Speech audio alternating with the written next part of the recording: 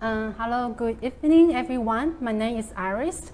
Now it's 7 o'clock in the evening in Taiwan time. So I'm the moderator of today's sections. This is the first online talk of the Imaginary Land Convergence, Taiwan and Latin America, which is initiated by the Bamboo Curtain Studio and co-host with Taipei Artist Village under the support of the Ministry of the Culture in Taiwan. Tonight we will have two guests with us. So one is the Macarena Yanes, and always call her Maca. So she is the Chile artist and currently based in Santiago. In her practice, you could see how she got inspired by the concrete jungle in the modern society. She tries to represent the essence of the place with its illustration of the flora and the fauna.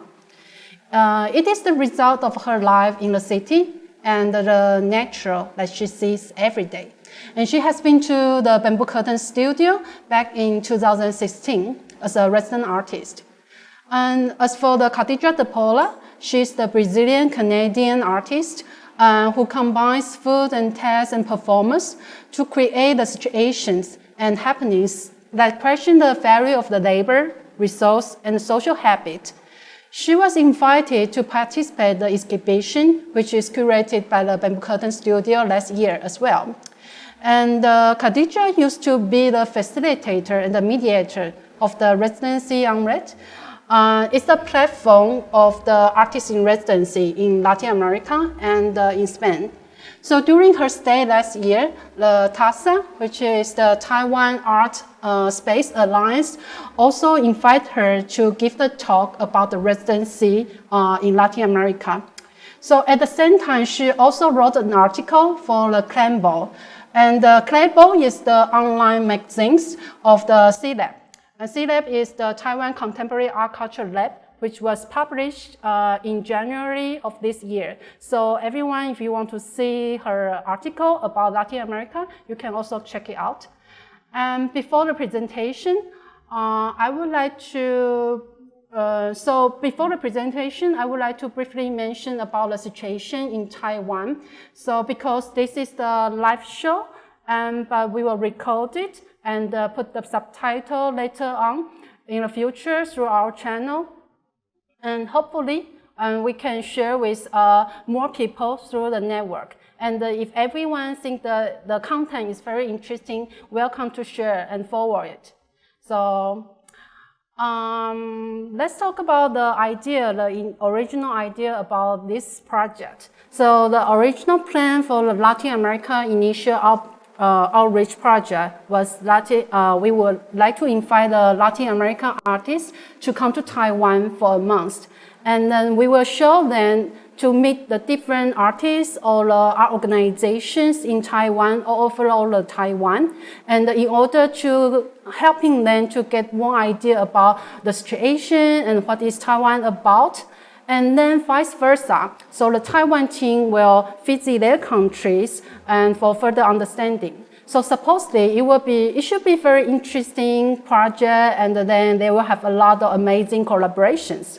But unfortunately, everyone knows because of the pandemic that everything stopped. And we are not able to travel around as well. So instead of that, we have to change the phone in terms of like the virtual conversation and also thinking about different way to continue this kind of collaboration.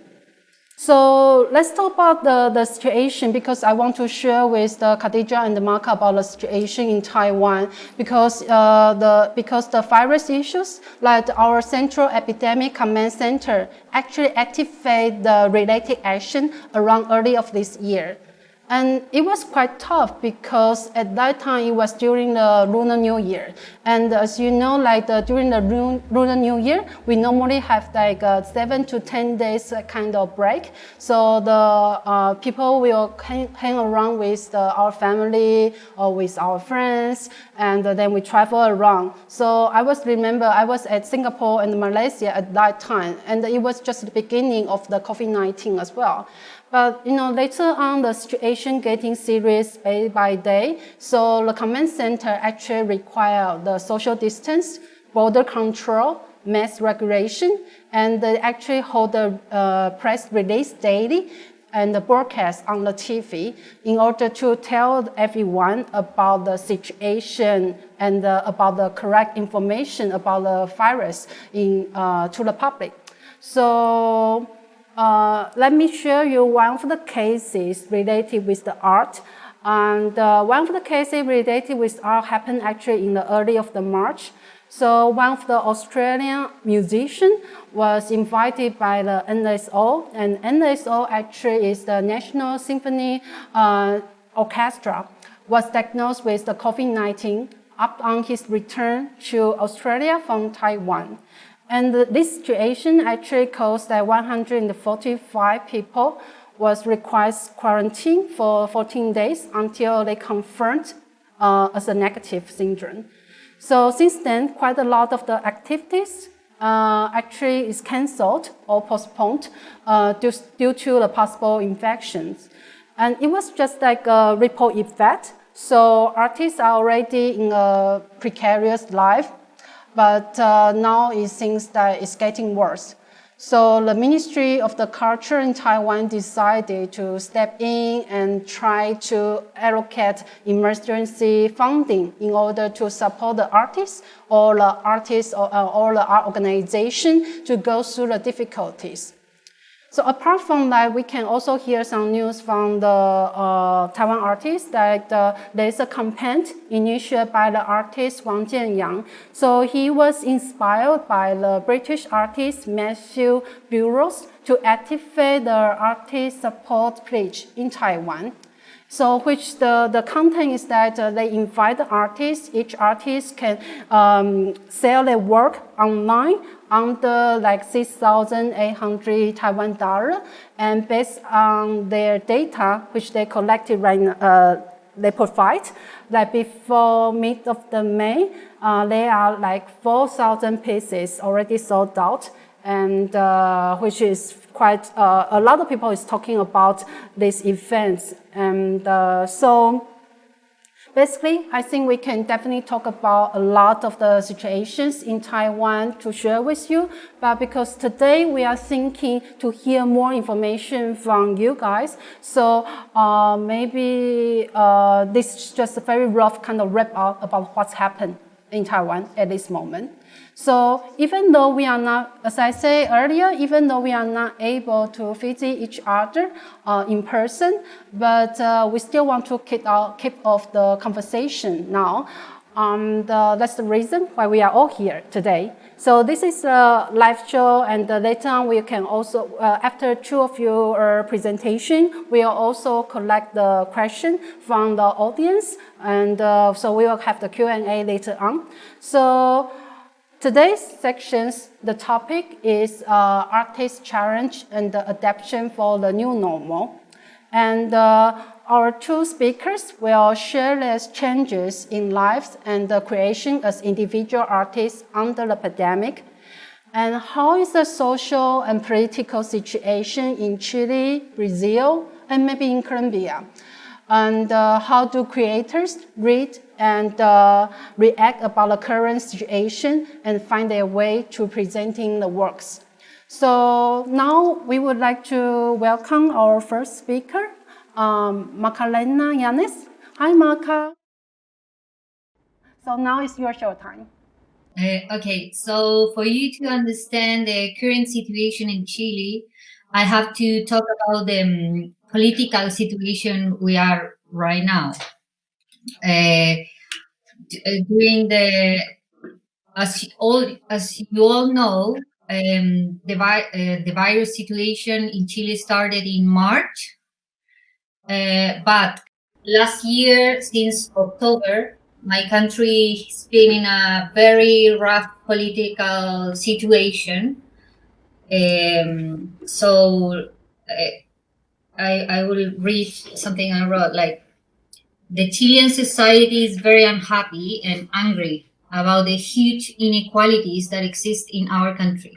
Despite the growth experienced in the recent decades, just to cite a few examples are the poor functioning of the health system, the abuse of power of businessmen, policemen, and the politician.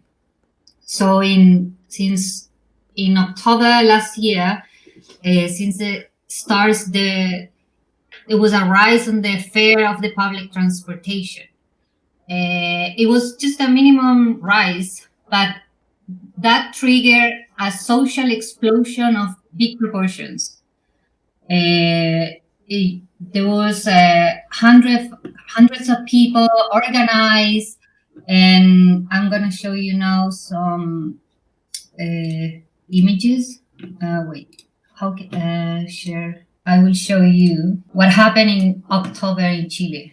So as you can see, there was a huge rise. Protesters everywhere, every day. You can see like policemen, a big repression against the people. All the people was protesting. Everyone was saying Chile despertó, which means Chile is awake. And as you can see, it was a very rough time for us. During this, as a result of all this, there were many people injured, killed, or even blind by the brutal police force, you know? So the damage was huge. So as an artist, like since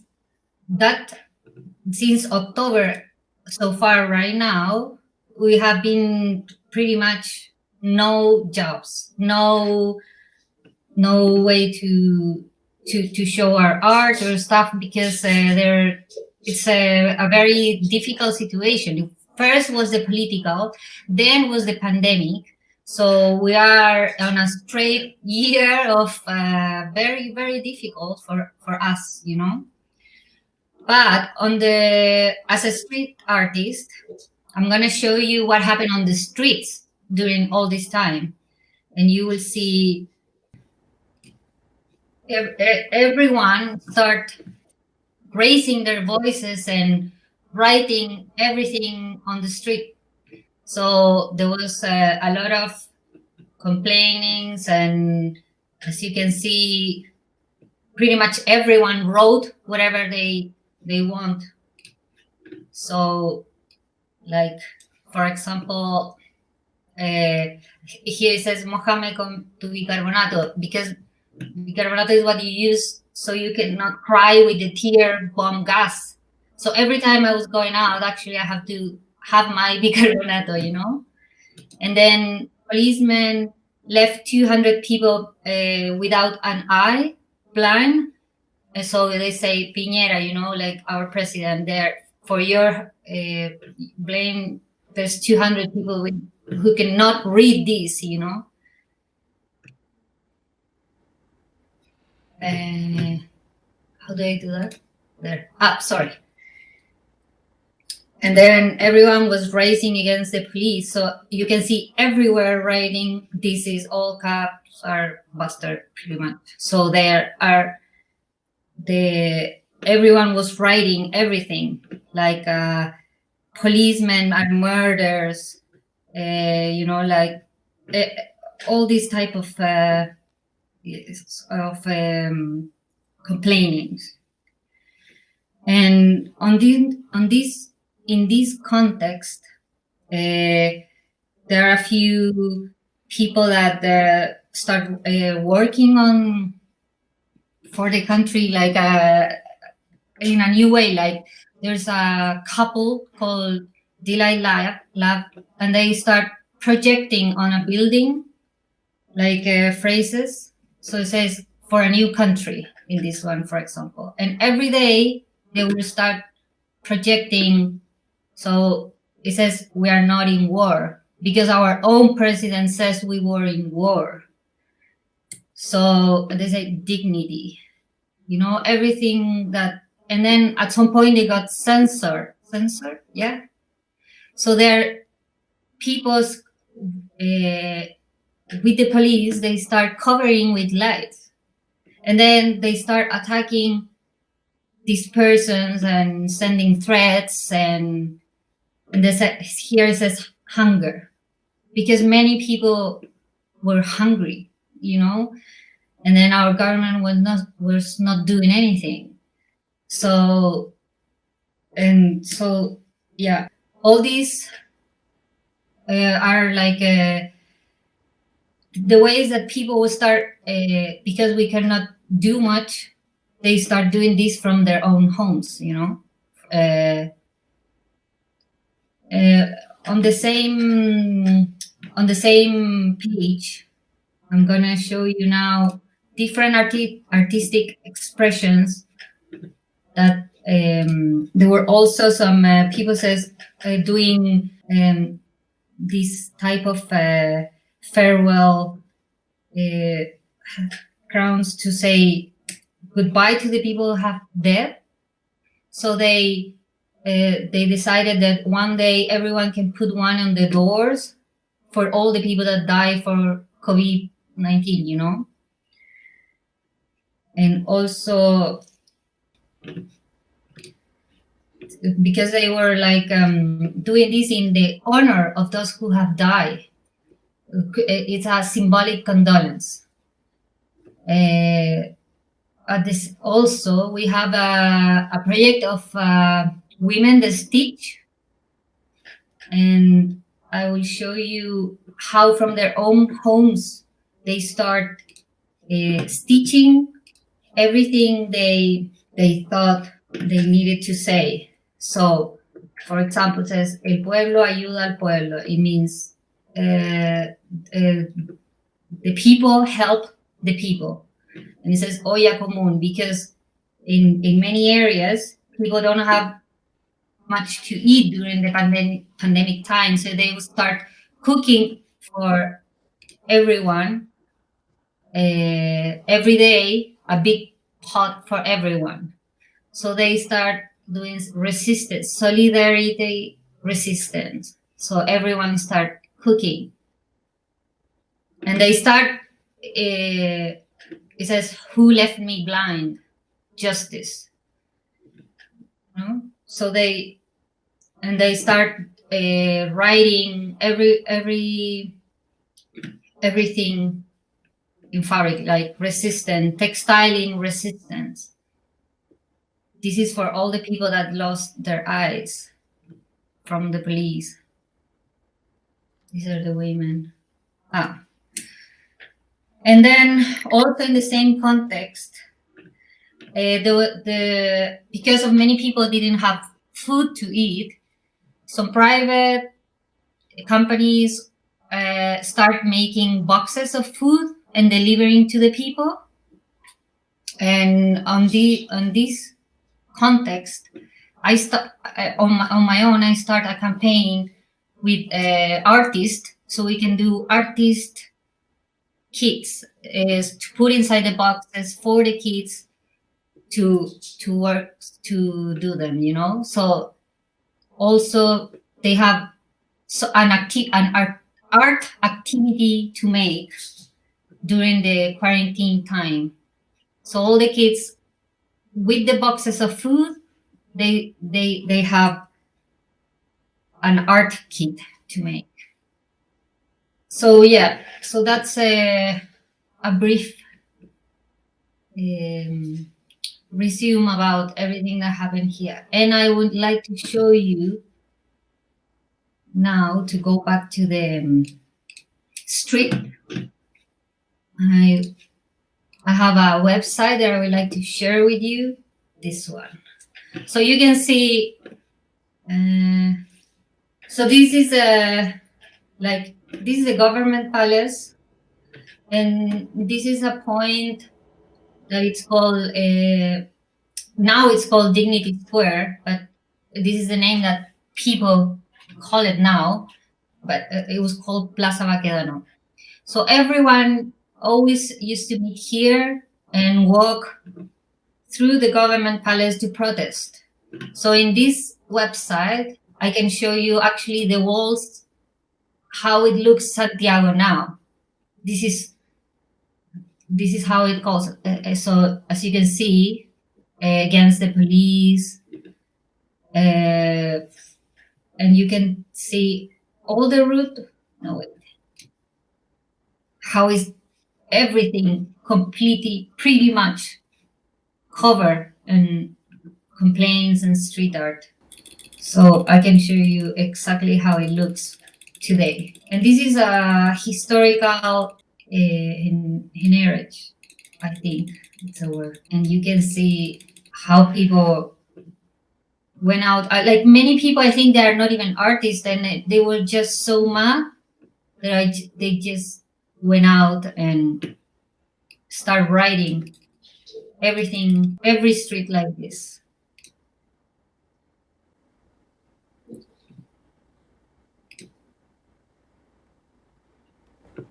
Everything is closed now, but anyway, so you can see, like, the government kill and torture.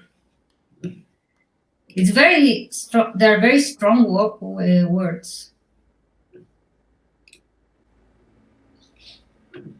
So resistance against justice. Well, I don't know. We can. No, here is. I think this is the most covered part. As you can see, there's not even sidewalk because people destroy it to protest. So it's very. So as you can see, look at this. Can you see, like, all this is destruction from the protests?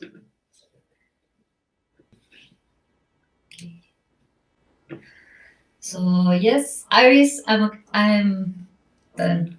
Okay. It's okay. Okay. So thank you, Maca. Yeah, to give us the first-hand information about the Chile and about actually I will have more questions to ask you later on. But I think now I would like to invite Kadija to talk more about her opinion, her situation. Because right now Kadija is based in Europe right now, but back and forth in Brazil before the pandemic. But she will tell us more about the situation. And here you go, Kadija.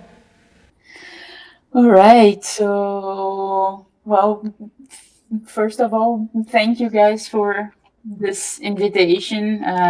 Thank you, Margaret and Bamboo Curtain Studios and Catherine Lee and Taipei Artist Village. It's really like, I feel very honored with this invitation. And thank you, Mabel, for organizing all of this with a lot of help, I see, but it's not easy to make it all happen smoothly. It's also my first time doing this online. And it's a pleasure to continue this conversation that, as Iris said, it's something that we started talking about last year, and it's we are under new circumstances to talk about it now. And I actually embrace those challenges. And well, it's very nice to hear Maca and to finally meet you for the first time. And as I said, it's an honor to talk about what's going on in Latin America, but it's also a big responsibility to speak for such a large region. So I would like to make clear that I'm by no means an expert of the political situation right now. As Iris said, I've studied that and wrote about that in the past. And I also want to acknowledge that I am in Europe right now. Before the start, at the beginning of March, I was in Brazil when I came to Leipzig in Germany to do an exhibition. And well, then you know what happened, and I stayed. So everything that I will talk about today is based on my own experiences and observations as a Brazilian artist who's currently in Europe. And I think this is important to say because things in Latin America, as Maca just showed, they're very different than what's happening in Europe. Well, when I got this invitation to talk about the new normal, I was a bit concerned with what is the new normal and how we are accepting it. And then I start thinking about a new abnormal, which would be a different way of challenging things, perhaps not accepting. So I'm gonna share with you a little slide. And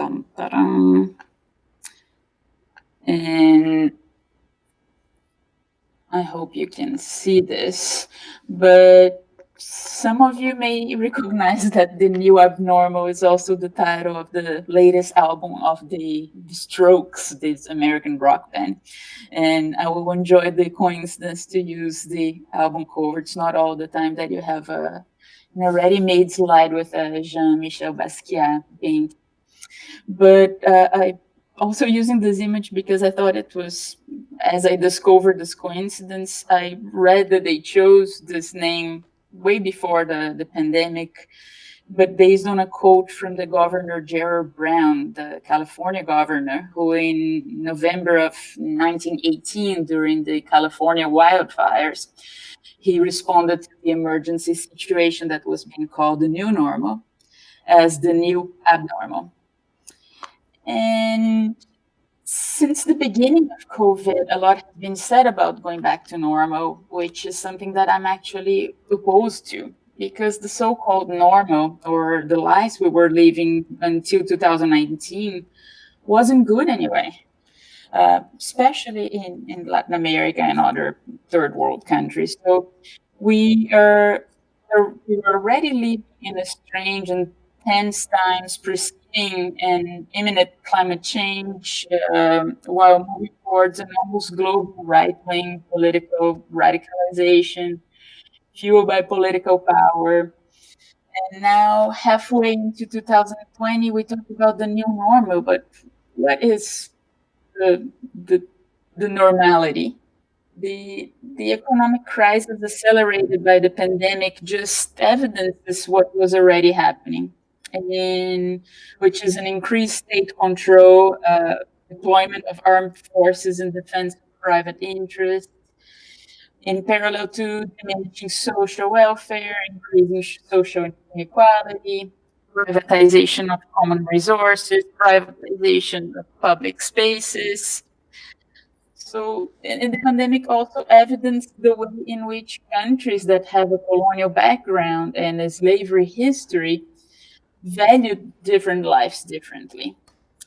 So I think that the new normal is just the same old neoliberalism, now wearing a mask as an excuse for everything to continue just a little bit worse than it was before.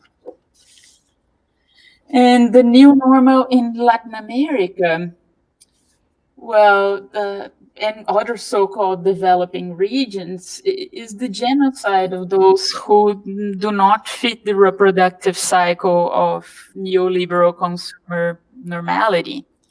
The poor, the Black, the indigenous, the dissident that have been exploited and killed for 500 years are also purposefully left to die right now.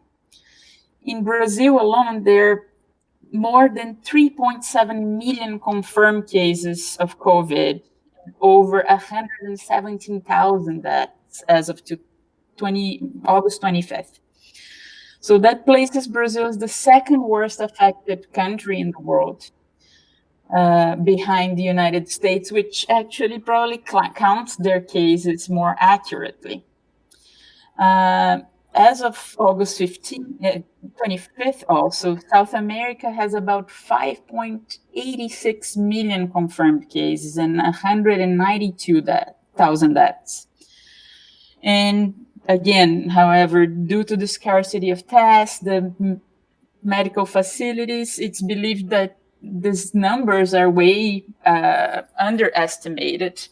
And this is only South America, without counting Central America and Mexico. So if you put all Latin America together, it's like a huge, huge crisis. And no one is prepared for that. And it's a health crisis that is caused also by this political crisis of unpreparedness. In Ecuador in April, dead bodies were lying on the sidewalks because the sanitary system didn't have the capacity to deal with the deaths of COVID. Then, of course, neoliberalism comes in with great ideas. And in Colombia, a cardboard company saw this as a new market niche and start manufacturing disposable hospital beds that turn into coffins. So if the person dies, you just put it in and send it out. Meanwhile, in Colombia, Venezuelan migrants are walking hundreds of kilometers to go back to Venezuela because they were left alone in their migrant camps without any kind of assistance. In the Amazon, indigenous people are increasingly contaminated by the virus without access to healthcare and having to travel long distance to reach hospitals, having like a very fragile immune system that never had contact with anything like that. Meanwhile, deforestation continues speeding up in the Amazon. According to the Brazil National Institute for Space Research, the first semester of 2020, the level of deforestation was 50% higher than the last year.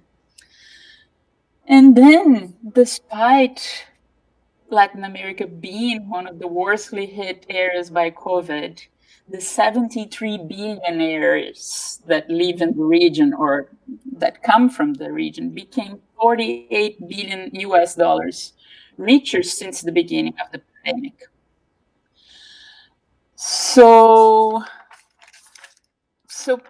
when I think about what are the artist challenges and adaptations for new normal, I cannot stop thinking about this meme that was going around for a while. Like the world is really burning and artists are no more special than anybody else. And why do we care so much about what we do?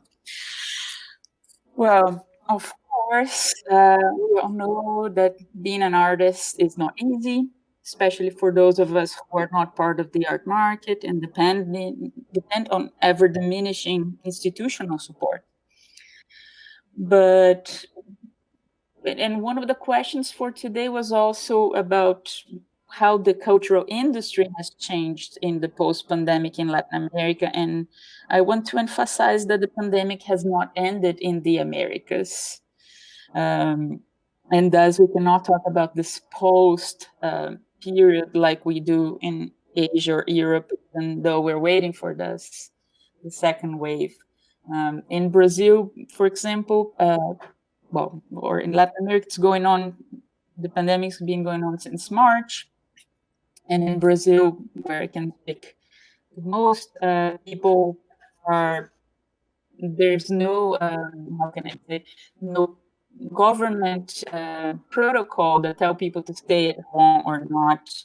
So the people that are in lockdown for the last 5 months, they are probably more careful and more of a left-wing position, while the people who believe in the government, the extreme right, they're out on the streets. And maybe I'll go back to my face right now.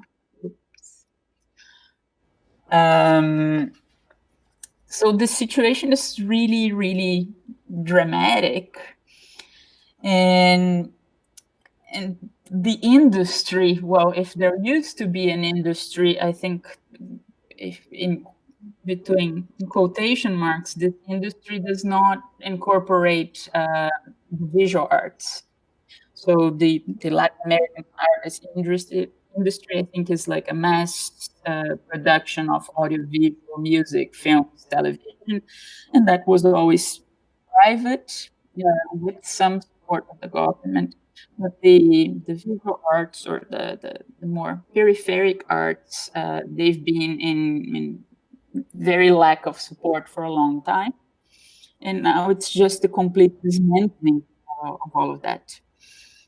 And I could give a number of examples of auctions and charitable initiatives that came out from the beginning of the pandemic.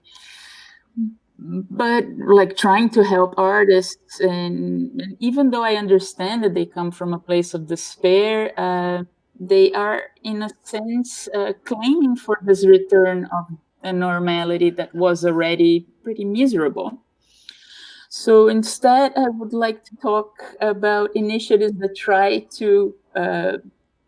don't try to bear with the new normal, but that try to create a new abnormality, something that goes against the system and that perhaps can not be co-opted. So for that, and I will talk about like two different things. I'm going to talk about one issue that I think it touches all of us, being in Latin America or not, and how we can actually exchange, which is the question of cultural mobility. And we artists, and I really include myself in this, have been excluded, especially those that have been excluded or never entered, have been complaining about this creating of art, the lack of institutional funding, the lack of state support. But despite the rusty gears, the wheels were still turning, slowly but surely, with difficulty, for fewer and fewer, but they were still turning. And the great part of the movement that oiled, this movement was very much oiled by cultural mobility, artist residencies, cultural exchanges, international exhibitions, biennials, which is a privileged and yet precarious solution to keep the wheel turning. And I again include myself in this very privileged and yet very precarious group that have been living by traveling. And those like me who were involved in organizing this kind of events, we've managed to enter the dead set and travel the world and develop networks and do residencies and exhibitions and experience social differences, understand global imbalances. We were touched and sometimes became committed to environmental issues, racial, gender, migrant issues, you name it. But the problem is that the next day, me and you and everyone else, we were back in the airplane again. And I think this needs to change right now. And we need to think about other ways of connecting with each other. And we cannot just hope for things to get back to normal. We need to create a new abnormal. And the system needs to keep moving. And stopping is one way of stopping the system. So economic degrowth and stillness is abnormal and is a way of changing the way we're doing things. So I really call us all to stop and think about other temporalities. It's time to move less, to do less, to consume less. And if we absolutely must displace ourselves geographically for whatever reason we find valid, but I think we need to ask and re-ask ourselves why and make it worth for ourselves and for others and for the environment. And maybe think about other temporalities, as I said. I don't think we can travel for a week anymore, or depending on the distances we do, like a week's not enough, a month is not enough, 3 months is not enough. What justifies burning 25 liters of gas, and what justifies also like this emotional detachment that now I don't know when I'm going to see my family again. I made a choice to stay here and I feel safe here. But what's the cost of this traveling around for health, environment, and for people? And I'll go to the slideshow. 2017, me and my partner, we this poster, which I find that now it's more relevant than ever, which is stop tourism. And that's one of the things that beyond art, I think we can all stop. I believe in the power of cultural exchange, and I don't want our countries to become even more nationalist and more closed. But I think, as I said, if we need to move around geographically, we need to think about other ways of doing it. And tourism is a predatory mass consumption of places, experiences, people, and the environment. It's a fast and sad way to end the world. And it's probably a shocking statement that I'm making right now, because it has a lot of implications to the cultural scene. But it's something that I really call us all to think about it. So I bring this as a provocation so that we can think about other ways of doing it. And then I'm pretty sure you all seen how Venice became so clean, and how dolphins appeared in the coast of Italy, and how in Rio de Janeiro, in places where you can usually not swim, there's like turtles. And stopping has actually made the world better and cleaner. And then now coming back to the arts initiatives after my little call for stillness, I also want to I want to give attention to initiatives that are abnormal, in the sense that they're going beyond art. And I think it's a little bit of what Maca was showing, giving the space for regular people to put their words on the street.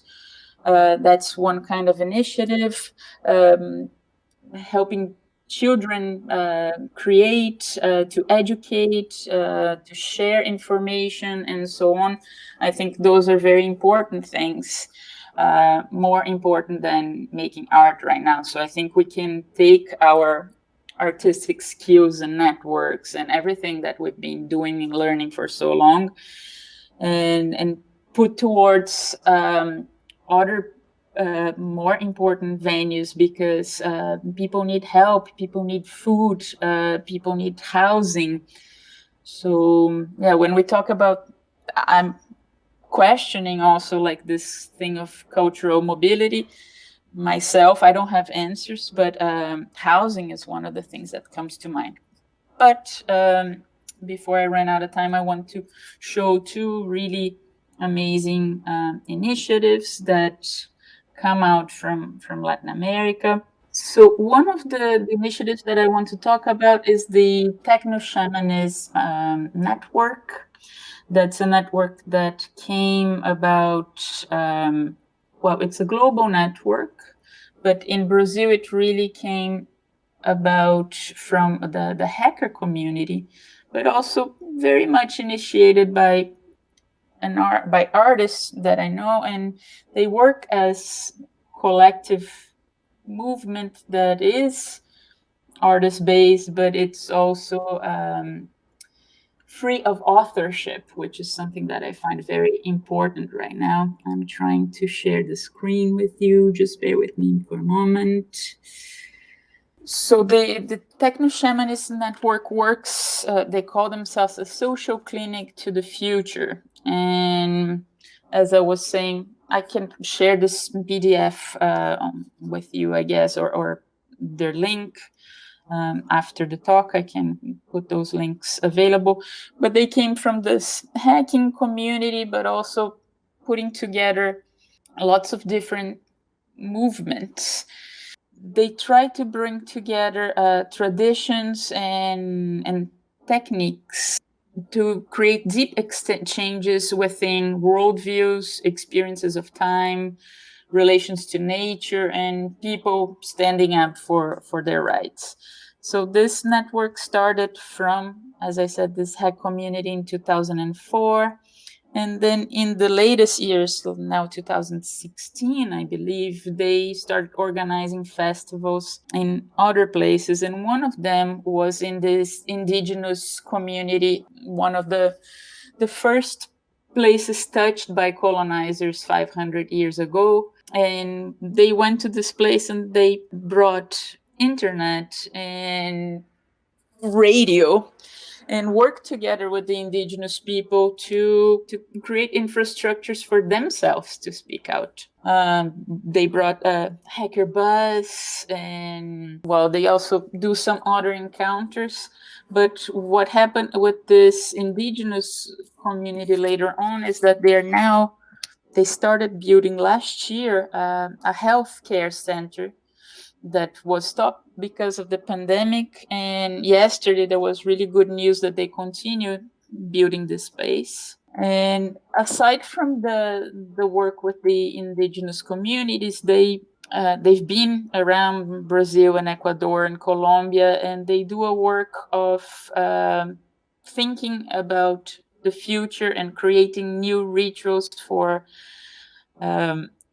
what they call the new cosmogonies. The free cosmogonies are things that can heal ourselves. So creating dreams together and imagining new futures. One of the projects that they did also during the pandemic, well, it's important to say, again, they came about way before the COVID crisis. But with this idea of creating a network and that goes beyond geography and that goes beyond art. And when the pandemic came about, they created this project called the Pandemic Dreams Archive, where they invited people to share their dreams. And it became a place for people to put together different ideas and dreams, and became an archive of possible futures or fears and so on. I guess I'm running out of time, so I'm going to try to jump to the next project. And again, I'm going to send the link to you guys. The other one is called Lanchonete, which is a culinary project. It's a political kitchen that combines, it's a political kitchen in Rio de Janeiro that together with the community. It was initiated by an artist also, and nowadays it's a collective project, still very much led by Thelma. But it's a political kitchen that combines artistic practices and education and social justice in the development of a community and together. So they have like professionalizing courses for bakers. They do online art classes for kids where they engage with other artists. They have programs of alphabetization. They have been cooking and sharing food and distributing food for the community. It's a project that has been going on since 2015 in various ways, mostly initially starting as a kitchen, but also as a conversation space. But it's a place really where kids are very much involved. And this kitchen now during the pandemic, it became a very important place for the community to come to have a central space where they can cook for each other. They have been gathering donations and making big meals that can be distributed. They also did, I don't know if I can find here, but they did something very beautiful, which was they organized a store for donations where the kids could shop for their families, and it was not a set basket of what you have to take, but how much you need and how much you can take so that others can also take something. So anyway, I leave you with these two initiatives. I'm gonna put the links here, but I want to use these two examples as examples that can go beyond art and that can be abnormal in the sense that it's not only selling our artworks and asking for help from the state, because I don't think there's more state. The state, it will be against us more and more. And we need to find other ways of imagining other futures and other possibilities in the most creative ways possible and the most generous and sharing ways that we can. And so, yes, I'm happy to tell you about these projects and answer any questions you may have. Okay, thanks for Kadija to share your view about the new normal with us, and also the very interesting, amazing, like 2 cases about the artist kind of project. And I think one more thing you mentioned clearly about the artists, because as far as I know you, like you are very social engagement artist. You always work with other people, not just within the artistic practice, but also try to invite people to join your project and understand about their situation. So yeah. So, but before we step in, before we to have more questions, I actually would like to invite the Maka. Like, I would love to, if you can tell a little bit more about your artistic box, because when you are doing a presentation, you mention it briefly, but because I know when we have the conversation through the Skype last time, and you actually talk more about the artistic box project. Can you tell us a little bit more about the thing that you are doing right now? Okay. First of all, I would like to apologize because it's my first time doing this type of conversation and I didn't say thank you to all of you. And when I heard Kadija, I said like, oh, I forgot. So thank you, Bamboo Curtain Studio and everyone in Kadija and everyone. Okay. Well, my background as an artist, I paint murals. So I haven't been painting since the last year, and currently I work as a gardener. So, as you can see, it's very difficult, the artistic situation. But I'm really involved with plants and environment. So usually all my murals are plants. I paint plants and nature and all these type of things. In Bamboo Curtain Studio, I paint 2 murals, so that you know, or you can go and see. And yeah, I think that's my background. And also because you mentioned the project you are doing right now, the artistic box, because during the pandemic, actually the school you work with, they are releasing some box with full of the food, but you are thinking about, in terms of you as an artist, how can you do, and in order to deal with the situation with other people, because the pandemic is not just like for certain people, it's actually for everyone. And then how can you help others? So for that part, can you also mention a little bit more? Yeah. Because there are many people who cannot manage to go to work, so don't have money and they can't buy food. So private institutions are sending them boxes with food. And I thought that why only send food? Like people are they're locked down in their houses. I will say that here in Chile, we are currently like half and half. Some people can go out during the week, depending the area, and some no. But every weekend anyway, we're locked down. So we are in transition to get out of the lockdown.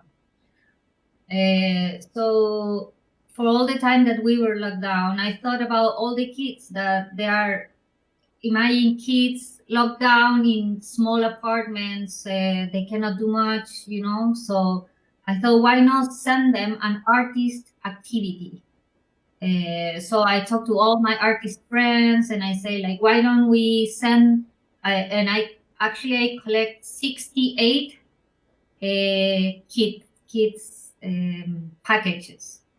So we send them to the families, and actually it was a very good initiative because kids were very happy, and also the family got united to make a project because we sent like from origami kits to color books and I don't know, like art books. Actually, I sent books from my library to the grown-ups, So I think it was a very good initiative for this quarantine time. And actually, I haven't been working in art the last time, but I think about art all the time. So I thought, why don't we send art to the people? Thank you. So I also have to say that this is my first time to do this kind of online talk, and it was kind of nervous in a way. Mainly it's because actually I can only see three of you. I mean, three of us on the screen, and sometimes only me. And then it's kind of a bit awkward because we have no audience. And even though we know possibly we will have the audience, I mean, they watch us on live and maybe later on. So, but I think it's still a very good opportunity to do so because right now we cannot really travel around to meet each other in person. I think that's the reason why we decided to do this kind of online talk, and in order to think about in the future, if the situation if the situation will not getting better in a short time, then how can we do? And also because from two of your presentation, I think for me, actually, it's not the best way to know about Latin America, to be honest, because I think right now it's in a very spatial situation, not just because of the pandemic, but also mainly, as two of you mentioned, it's about the political situation in Latin America right now. And one reason why we want to start the project is also because we are so unfamiliar with the situation over there because we are too far away. I don't know how far it is from Chile to Taiwan. I mean, Maca, can you kind of tell us the last time when you traveled to Taiwan, how long it take you from Chile to here? And I don't think we have the direct flight, right? No, I went to the US. And from the US, I went to Japan. In Japan, I went to Taiwan. So it was very long. Yeah, I think the same from Brazil to Taiwan. No, Brazil actually we probably will have the right flights. No. Do you remember, Kadija? I don't think so, but when I went, I was in Europe also. And so, yeah, I went from Paris to Taipei directly, but it was still like a 14-hour flight. But right now people, there's like travel bans, and I don't know how things are gonna be in the future, but if we do travel, I would say to stay as long as you can. Yeah, but the reason why I want to raise this kind of question about the distance, about the time, is also because something kind of distance us like before, because we are too far, and in order to travel to your country or come to my country, is that it takes a lot of time and a lot of money as well. Yeah, because as I remember when I checked in the flight ticket, it really costs a fortune. I mean, not a fortune, but it costs a lot to travel to Latin America. So I think, like Kadija, you mentioned, now is probably the perfect timing to think about it, because since we are not able to move around at this moment, then how should we, but it doesn't mean that it can stop us for the collaboration, isn't it? we can still find a way to collaborate with each other, and then maybe not just among us, but how to invite more people to join with us. So I think my question will be like for both of you to, right now we have like 25 minutes roughly. I mean, like it's more time for us at this moment. No other question from the audience, but if people from the audience, if you want to raise the question, can tell us, and you can, I think, write it online, and then. So before the question, so maybe we can just have some kind of chat. So as I mentioned, like how would you imagine like if we are without travel, how can we still continue the collaboration since we already did before? And how can we continue and in which way? Yeah. So how about Kadija? Yes. Me, should I start? Or? Yeah. Well, I think, when we organized things, I think, for example, the usual 3-month residency that we were very used to needs to be rethought about. As I said, I think needs to be longer. And meanwhile, I think while we cannot travel or maybe don't want to travel, I think we can start relationships like we're doing right now.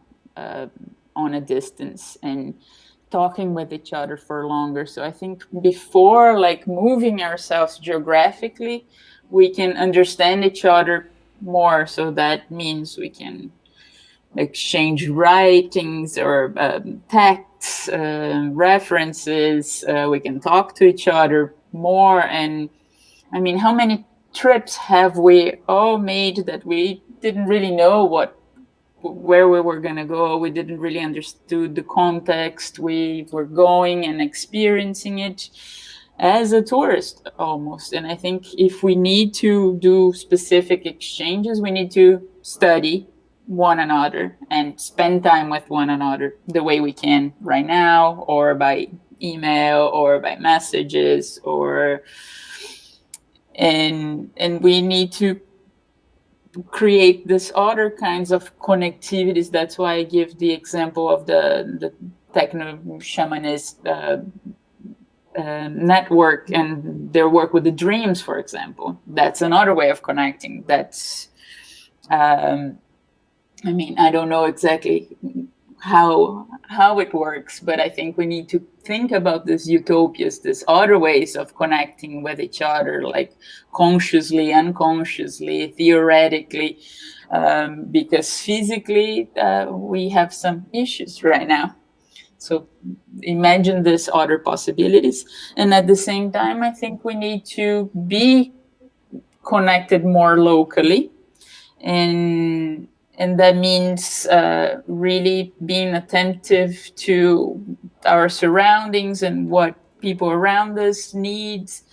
And if we travel all the way from Taiwan to Brazil, or Brazil to Taiwan, or Chile, that I think all this preparation feeds into doing something local that has some impact. Because in the residency field, we've been talking about like, oh, we need to go and see, and I need to go somewhere and do a project. But the reality is that there's very little we can do in 3 months. There's very little we can do without knowing each other previously. So I think, I don't know, maybe residencies should be for 1 year, 9 months at least. We need to know each other for way longer than that. We need to know who we're going to work with, why we're going. Like, is it really important? And I think it's building other temporalities. And that might mean that we'll be meeting on the phone every week, or, I don't know, exchanging letters, or also exchanging sensorial feelings, how, since I cannot feel, we need to describe to each other more. And I'm sorry that every time I talk about Latin America, I have to share like sad images, and sad stories because, and I'm not even there, but this is also part of how I'm being informed of what's going on. And I think it's really shocking, very difficult, and yes, we need to learn with each other the way we can. Yeah. How about Maka? What do you think? Yeah, I think the same. I think we should start local, working with our communities, and also using the technology we have right now. Like now, we're talking to Germany, Taiwan, and Chile at the same time, and actually people from other countries can watch these too. So I think this all the pandemic, I think, made an improvement in technology. So people, I think before they were not used to like video calls and stuff like that. So I think this is something that we can use more now and embrace our local projects with the community. I think that's what I think should happen right now. Also, we have mail art. We can send stuff. Yeah, I think lessons is very interesting because for the past few months, after the pandemic happened, actually we have a lot of conversation here in Taiwan to talk about what is the residency in the future. Because if we are not able to move around, if the mobility is limited, then artists is not able to travel, then can the residency still exist, or should we change into another way? But also, as Kadija mentioned, because actually we all know, like within 1 month or within 3 months, it's not able for one people to really know about the situation. So what is the really value of the residency or the meaning of the residency? It's like open discussions. But I think right now, because we are pretty much like for example, the Taiwan artists, they still do the residency, but it's in local residency. They might travel to other cities or other kind of, because we also have few islands as well, and to do the residency over there. Because even within Taiwan, sometimes we are not familiar with the different culture. In different cities as well. So maybe it's also the kind of timing for us to really know deeper about the situation in Taiwan. Yeah, and then also, but we still have the conversation with our international artists. Like, how can we continue to collaborate?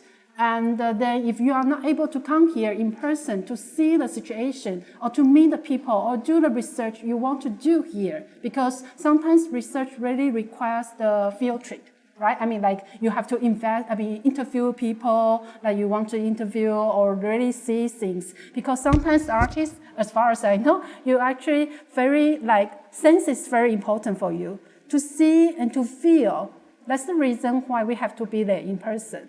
But now since it's not going to happen, then how can we convert? And how about now I'm just rendering give some from my point of view, like maybe we can share two as a team or three as a team, because previously we already in a network. We have a lot of connection internationally. And now, thanks for the technology, we are able to do this kind of the virtual conversation right now. So can we give each other some missions? And then maybe to invite, maybe now I invite Kadija, you can share some image, weekly, once a week, about what's happened in your daily life within your day. And then because we can also use the image to show what's happened over there. Because before, we probably are not able to really, because before we probably, the technology or the tool, we don't have enough tool in order to send a photo or anything. But now we have the camera, we have the live stream, we have web, internet, everything in order to helping us to know more about the situation from your side. So, but I guess it just needs some time to really to practice in a way or to do the experiment, let's say this way. And also not everyone, also I think everyone will come out their own idea in order to work with each other. Yeah. So let's kind of very rough idea, about what I imagine in the future. But I believe we definitely need more conversation, because before, if I go to your site, if I visit you, Kadija, in German right now, without your help, I can still walk around by myself alone to see. But now, because if we want to know more each other, and how can I say? If I want to know more about your culture over there, or the culture in Chile over there, I can do the online research first. But I cannot be there. But without your help, without Marca's help, I cannot really see things. So they need some kind of collaboration. It needs more collaboration, let's say this way. Yeah. So I don't know in the future how will it go. But it's definitely kind of worthwhile to talk more frequently and to come out some very interesting idea. And I guess that's something about the value of the art in a way, because art sometimes you can always have a lot of imaginary, right? And you imagine bigger, think bigger, and then try out whether it is able to success or not. So I think that's from my point of view to think about if we are not able to be there in person, how can we do? And what I think I will have actually another questions is more about, okay, I think I have a question for two of you, and it would be more about your practice for the second half of this year, because right now it's like almost nearly September, and I was actually quite curious about your project, your plan about later of this year, and then also for next year. Because as I said earlier, today is more like we kick off the conversation first, and we actually want to continue this kind of possible collaboration virtually. Let's say this way first. And so we are also curious about, maybe you can share about the project you already think about doing later of this year, and in some way we can find a way to maybe try together. So how about, who will come first? Well, I'm not quite sure about my future projects. I know for sure I will continue working as a gardener, that even it's not artistic. I think it helped me to continue thinking about my art and environment, and I'm thinking, how can I connect it in a more practical way? I'm not sure how I'm gonna do it, but I want to use art and plants at the same time in a way to show to people the importance of this, because I now go to a house and do the garden, but I think I'm also teaching them about the plants, so I want to combine that. But I'm not sure how, because art right now in Chile is very is completely stopped. So, and there is no help from the government, no help for anything. So I think I need to see how the pandemic will end, if it ends this year, to see how I project myself for next year. But I think it will be anyway in this direction towards people, towards teach them how to connect and how to embrace the place they live. So how about Kadija? Well, as I said, I came to Germany now in March to do an exhibition, and that was pretty much the last engagement I had. Now I've been writing more and cooking more. I think as Maca, like this connection with where we are, like the kitchen is this place for me, as the garden is maybe for you. And I feel that my practice is going maybe towards more writing. I've been very much touched by this situation of the non-traveling. And I mean, in the last 3 years almost, I have been going from artist residency to artist residency, and what's gonna happen now. And to tell you the truth, I'm actually happy that I don't need to go anywhere. Well, I need to find a way to survive, and maybe art will not save me. But I think it's also a moment to stop and think what this all meant, and one thing that how to create other ways of working. And I mean, as Iris said at the beginning, what do we do with the residencies and the spaces we had? And I think now is the time to rethink that. How do we circulate? Do we do things more locally? Do we don't move? And I've always felt that all this move made us very superficial and precarious. So maybe that's the chance to be rooted, to grow roots and be more stable and more impactful and connect to others in different ways. That are not so much about consuming experiences, consuming places, that is more about relating to each other in a very long, slow, and meaningful way.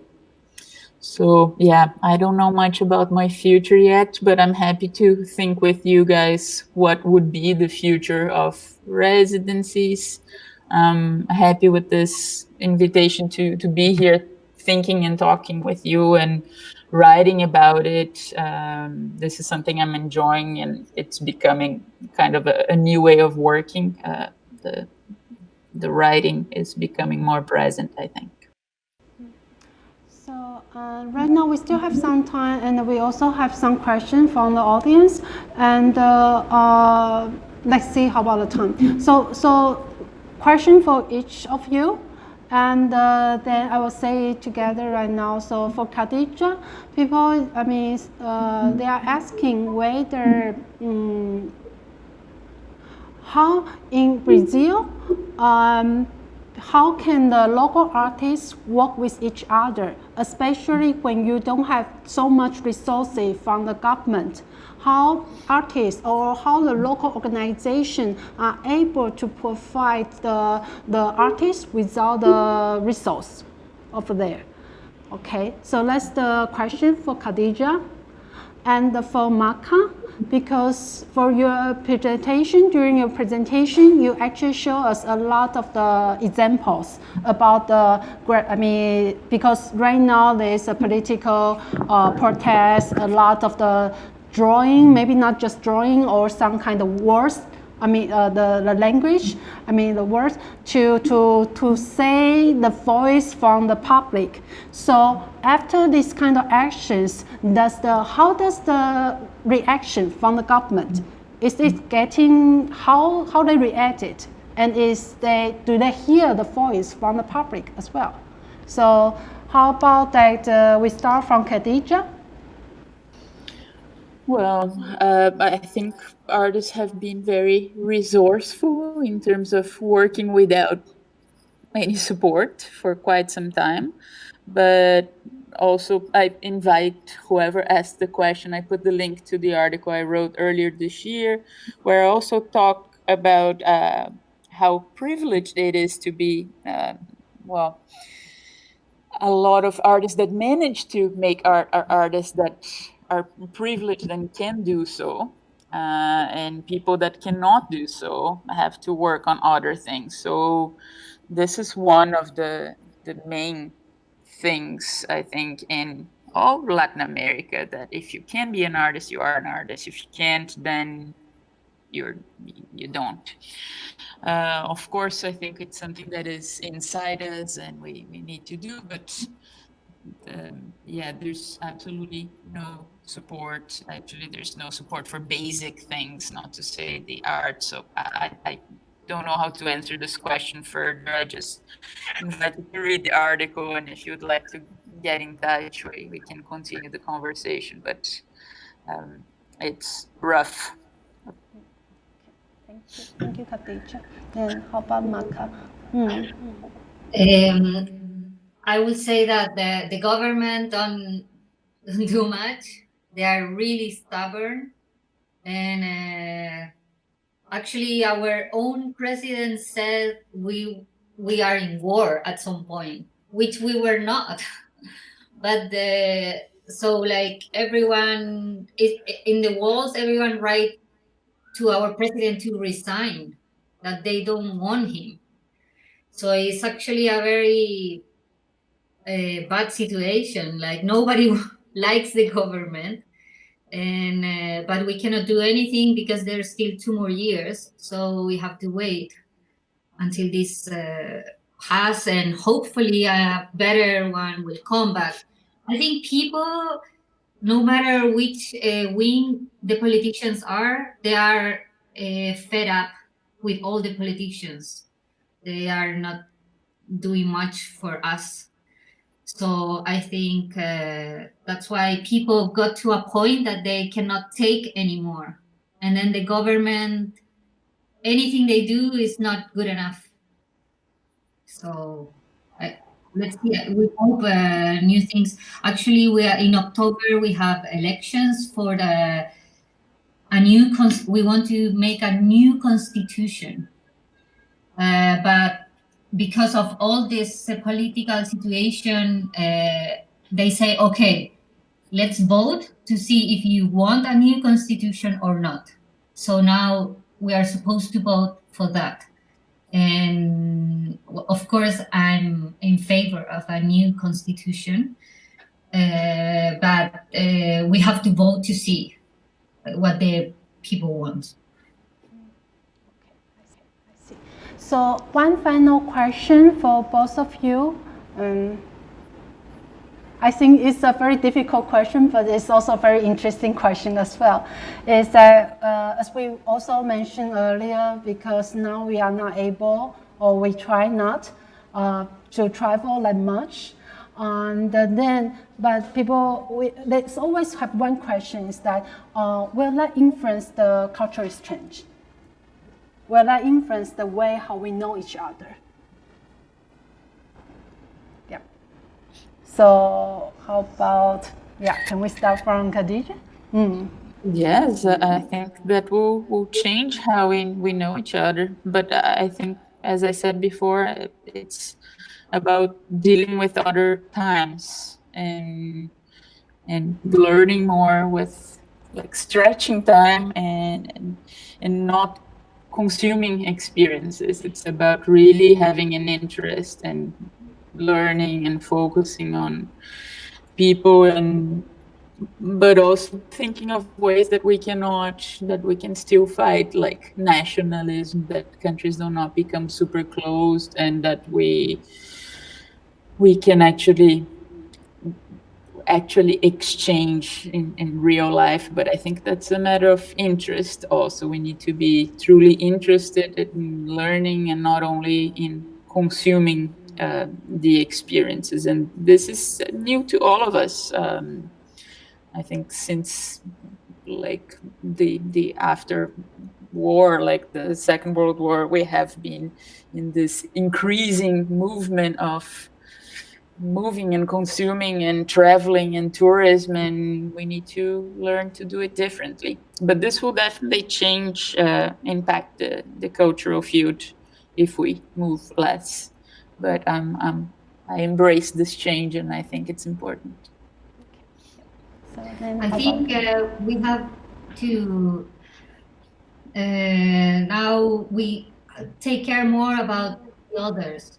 Like, for example, during this time, I've been calling my loved ones and asking them how they are, or even people I don't see much often. I care about them and I want to know how they are.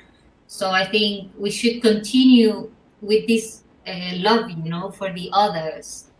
And also, like, for example, now I'm talking to you and you are looking at my studio, which I think without this opportunity, you might never seen it if you don't come to Chile, So I think anyway, there are good things to show and to ask, and we should continue doing this even though the pandemic ends. Like, I think it's a good platform, and we also should continue caring about others. Okay. Thank you for two of you. So for the audience in Taiwan, that actually I also have one information I want to share with you, because something is more about Latin America. And currently there is an exhibition in the Taipei Fine Art Museum, which is called the Global South, and it's curated by the Takamori Nobu. And I was really lucky that I participated the tour. I mean, the spatial tour led by the curator. And when they say about the Global South, actually it mentioned about the region, including the Southeast Asia, including Africa, and also Latin America as well. And because he kind of see the way how he curated is from the historical line about the relationship between different regions, Taiwan and different regions. So if Kadija and Maka, if you are in Taiwan right now, you are able to see this exhibition because it's quite interesting. All the pieces, like 80 pieces, actually is the half of it, like 50% of it is from the collection of the Taipei Fine Art Museum, and also they borrow the work from like 18 different institutions in Taiwan, and also some new work from some works from the contemporary artists, in order to complete the idea about the relationship about the global south. Then one small section is actually talking about in 90s, like Taipei Fine Art Museum actually already have the collaboration with Latin America. They actually invite some artists from Central America to exhibit in Taiwan, in 80s in Taiwan. So I think it was quite interesting, because before we always say that we don't have too much connection with Latin America, but actually other people, they did something very early. But maybe because, as I mentioned, about the distance, about the time that we need to spend, that's the reason why we don't have too much collaborate. So everyone, if you like from Taiwan, if you want to see more about the work from Latin America, maybe you can go to the Taipei Fine Art Museum and check it out. So tomorrow we will have the section 2. Another online talk is called Environmental Art as a Catalyst for Sustainability. And it's the same time, 7 o'clock Taiwan time. So we will have the curator Lan Yifen as a moderator, together with the Yasmin Ostendorf, the initiator of the Gala, Green Art Lab Alliance. And also the Camila, she is the director of the Capacete and is the residency in Brazil. So if you want to know more, and please join us online. And thank you all. Thank you, Kadija and Maka, to join with us today. So see you tomorrow. Thank you. Thank you very much for the opportunity. It was so nice to see you. Thank you, Mabel. Thank you, everyone. Thank you.